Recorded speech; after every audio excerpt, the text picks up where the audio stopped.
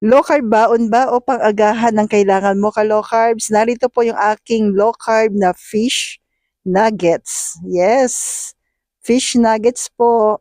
Crispy po sa ibabaw at soft naman po sa loob. Crunchy yung sa ibabaw po. Ang sarap nito ka-low carbs, pambaon. Pwede mo ring stock sa rep. Yan, pang-agahan pwede rin po. So, una kailangan natin ng fish fillet. So, kayo na pong bahala kung anong klaseng isda po ang inyo pong ilalagay.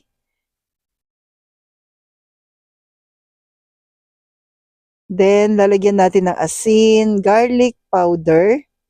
Yan, paminta po. White pepper po yan. Then, naglagay po tayo ng santan gum at yung ating lupin flour po. Available po yan sa Cheddar's Grindahan. Then, imimix mo lamang po. So, di ba ang bilis? Yan. Pwede rin namang asin paminta na lamang po, pero kailangan mo po ng santan gum. Yan. Then, i-mix lang po natin maigi. Tapos, ilagay natin sa malinis na container. At ilalagay po natin sa freezer or sa ref. Tapos, ayun na po kung kailan nyo po gustong lutuin, pwede na po yan. So, sa akin dito, nilagay ko po siya sa freezer. Then, bago ko siya lutuin, 1 hour before, nilabas ko na po sa ref. At kung umabot ka po sa part na ito, marami po salamat po sa inyo pong pagla-like and share ng ating video po. Yan. So, ito na po. Nabawasan ko na po yan. Then, magpiprito na po tayo po. Gamit po yung ating nutritional yeast. Yan po. Pinaka breadcrumbs ko po sa atin sa keto.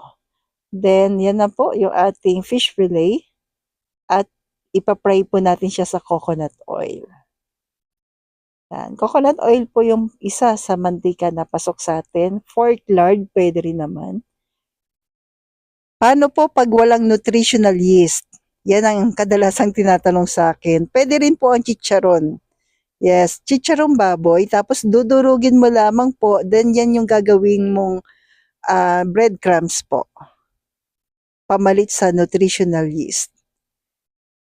Pero mas masarap to at mas masustansya po yung nutritional yeast natin.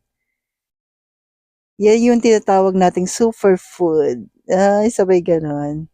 Hindi nga po maganda rin po siya pati sa vegetable, sa anumang lutuin pampalasa, masarap po siya. So, yan na po.